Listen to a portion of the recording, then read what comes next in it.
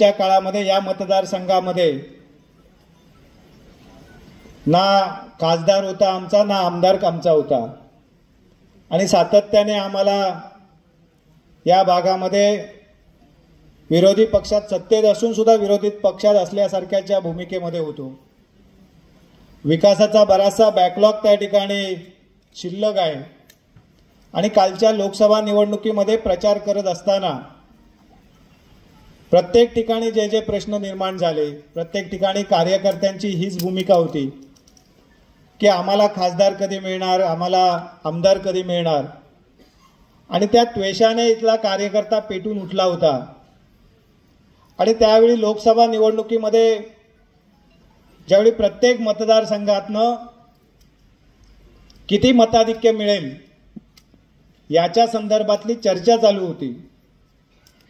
बऱ्याचशा वरिष्ठ नेते मंडळींना वाटत होतं की सावंतवाडी मतदारसंघ या 3 मतदारसंघात कदाचित तिसऱ्या स्थानावर राहील.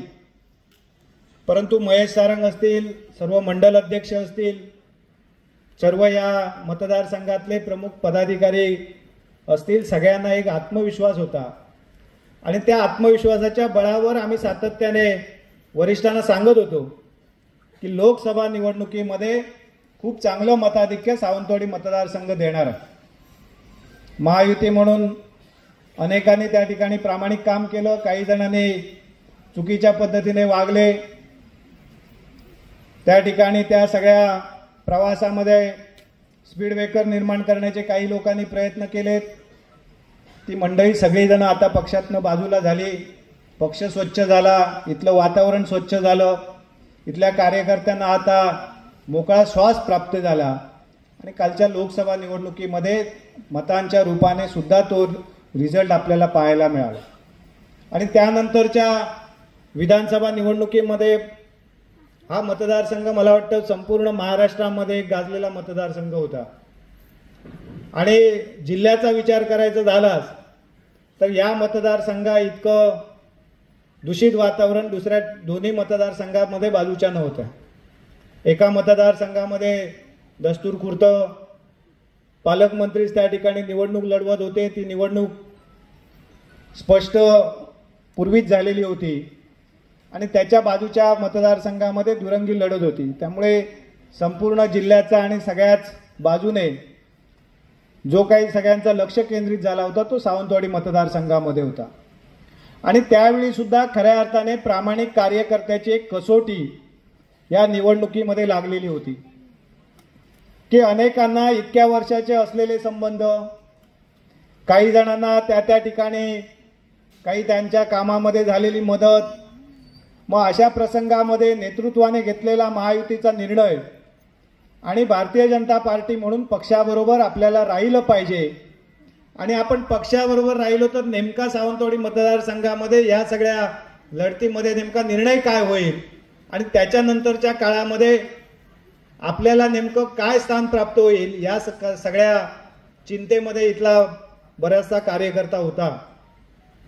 आणि त्यावेळी मला वाटतं अनेक तालुक्यात म्हणजे या तिन्ही तालुक्यांमध्ये बऱ्याचशा ठिकाणी स्वतः नितेशजी राणेसाहेब या ठिकाणी आलेले होते. शेवटच्या टप्प्यामध्ये स्वतः राणेसाहेबांनी तिन्ही तालुक्यांमध्ये सभा घेतल्या, पक्षाची भूमिका स्पष्ट केली.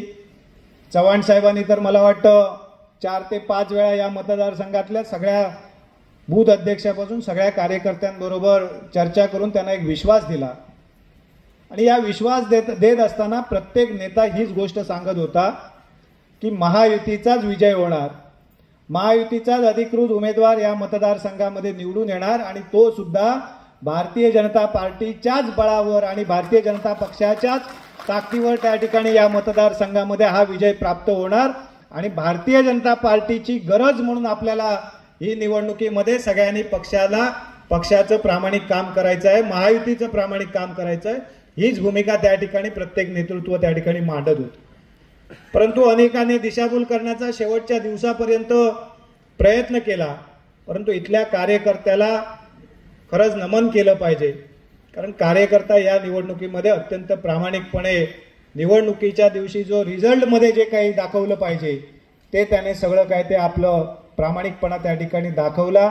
आणि म्हणून एवढ्या मताधिक्याने या मतदारसंघामध्ये महायुतीचा जो आमदार निवडून आले आणि त्या ठिकाणी दीपकभाई या मतदारसंघाचे आमदार म्हणून निवडून येत असताना भारतीय जनता पार्टीचा सगळ्यात मोठा सिंहाचा वाटा आहे हे आपण विसरून चालणार नाही आणि त्याचं सगळ्याचं श्रेय इथे बसलेल्या आमच्या सगळ्या कार्यकर्त्यांचं आहे, या मतदारसंघातल्या आमच्या सगळ्या बूथ अध्यक्षांचं.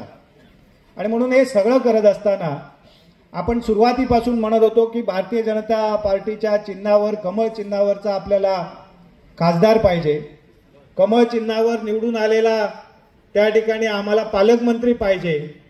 आणि परमेश्वराच्या कृपेने त्या ठिकाणी भारतीय जनता पार्टीच्या वरिष्ठांनी आपले सगळे म्हणणे ऐकली आणि आज आपल्या इच्छेप्रमाणे दोन्ही गोष्टी पूर्ण झालेल्या आहेत. आणि आज हे झाल्यानंतर आज पालकमंत्री महोदय आपल्याकडे स्वतः उपस्थित राहिले. आज त्यांच्या नेतृत्वावर, चव्हाण साहेबांच्या नेतृत्वावर, राणे साहेबांच्या नेतृत्वावर विश्वास ठेवून आज अनेकांनी भारतीय जनता पार्टीमध्ये प्रवेश केला. साहेब, आता प्रत्येक महिन्यामध्ये या मतदारसंघामध्ये प्रवेश होईल. या मतदारसंघामध्ये अनेक विरोधी पक्षाचे कार्यकर्ते त्यांच्या ठिकाणी कंटाळलेले आहेत, त्यांना भारतीय जनता पार्टीच्या प्रवाहामध्ये समाविष्ट व्हायचं आहे. विकासाच्या बाबतीमध्ये जे प्रश्न आमच्या स्थानिक कार्यकर्त्यांचे आहेत त्या संदर्भात पालकमंत्री महोदयांनी अगोदरच भूमिका स्पष्ट केली आहे की या मतदारसंघामध्ये विशेष लक्ष आपण या ठिकाणी देणार आहोत. इथल्या कार्यकर्त्यांचं खरंच गुणगान गायलं पाहिजे, कारण या मतदारसंघामध्ये संघटनात्मक जे काम या संघटन पर्वामध्ये झालं त्याच्याबद्दल खरंच आमच्या स्थानिक कार्यकर्त्यांना, बूथ अध्यक्षांना आणि माझ्या सगळ्या सहकाऱ्यांना धन्यवाद द्यावे लागतील की 54,000 पेक्षा जास्त सभासद नोंदणी या मतदारसंघामध्ये झाली. आम्ही 62,000चा टप्पा पुढच्या 8 ते 10 दिवसामध्ये पूर्ण करणार आहोत. खूप 8 दिवस. महेश सरांग म्हणजे ते मिनिटवर बोलत असतो, आम्ही तासावर बोलतो. त्या ठिकाणी महेशचा या ठिकाणी कौतुक करावं तेवढं थोडं आहे. सातत्याने या संघटन पर्वाच्या कारकिर्दीमध्ये, या कालावधीमध्ये अहोरात्र त्याने कार्यकर्त्यांकडे पाठपुरावा केला आणि म्हणून आपण एवढ्या मोठ्या संख्येने या मतदारसंघामध्ये सभासद करू शकलो. आणि हे सभासद करत असताना, सभासद करण्यासाठी जेव्हा कार्यकर्ता खाली जात होता त्यावेळी सामान्य माणसामध्ये, सामान्य मतदारांमध्ये भारतीय जनता पार्टीबद्दलचा आदर, त्या ठिकाणी आपले सगळ्यांचे नेते आदरणीय राणे साहेबांबद्दलचा असलेला विश्वास, चव्हाण साहेबांबद्दलचा असलेला विश्वास आणि पालकमंत्री म्हणून नितेशजी राणे यांच्याबद्दलच्या असलेल्या अपेक्षा, या सगळ्याच्या माध्यमातून या मतदारसंघामध्ये सभासद नोंदणीमध्ये आपण मोठं उद्दिष्ट साध्य करू शकलो. क्रियाशील सभासदांच्या बाबतीमध्ये सुद्धा मला वाटतं संपूर्ण कोकणामध्ये हा सावंतवाडी मतदारसंघ 1 नंबरला आहे. बरोबर ना सावंत साहेब? आणि त्यामुळे खरं म्हणजे या मतदारसंघातल्या माझ्या सगळ्याच सहकाऱ्यांचं मी मनापासून अभिनंदन करतो, त्यांना धन्यवाद देतो. या पुढचा काळ खऱ्या अर्थाने आपला आहे. इतके वर्ष जे आपण कष्ट सहन केलं आहे त्याचं फळ आता आपल्याला सगळ्यांना मिळणार आहे. आपल्याला या पुढच्या काळामध्ये विकासाचं राजकारण करायचं आहे. आपल्याला या पुढच्या काळामध्ये रोजगार निर्मितीसाठी प्रयत्न करायचे आहेत. आपल्याला या पुढच्या काळामध्ये आपल्या स्थानिक पातळीवर आपलं नेतृत्व त्या ठिकाणी करत असताना मतदारांना दिलेला शब्द आणि मतदारांना दिलेला विश्वास पूर्ण करायचा आहे. आणि यासाठी खऱ्या अर्थाने आपल्याला विश्वास देण्यासाठी आज पालकमंत्री महोदय इथे आलेले आहेत. आणि म्हणून हे सगळं करत असताना संघटनेला सर्वप्रथम प्राधान्य देण्याचं काम सुद्धा आपण सर्वजण करतात आणि ते सुद्धा या पुढच्या काळामध्ये आपण सगळ्यांनी अधिक जोमाने करावं अशा प्रकारच्या मी शुभेच्छा या निमित्ताने देतो. मला खात्री आहे की संघटनेच्या बाबतीतलं जे काही जबाबदारी वरिष्ठांच्या माध्यमातून आमच्या सगळ्या कार्यकर्त्यांवर दिली जाते ती निश्चितपणे, प्रामाणिकपणे इथला कार्यकर्ता पार पाडतो आणि याही पुढच्या काळामध्ये ते पूर्ण करण्यासाठी या निमित्ताने त्यांना अधिक बळ मिळतंय. आणि म्हणून यासाठी आपल्या सगळ्यांना मनापासून शुभेच्छा देतो.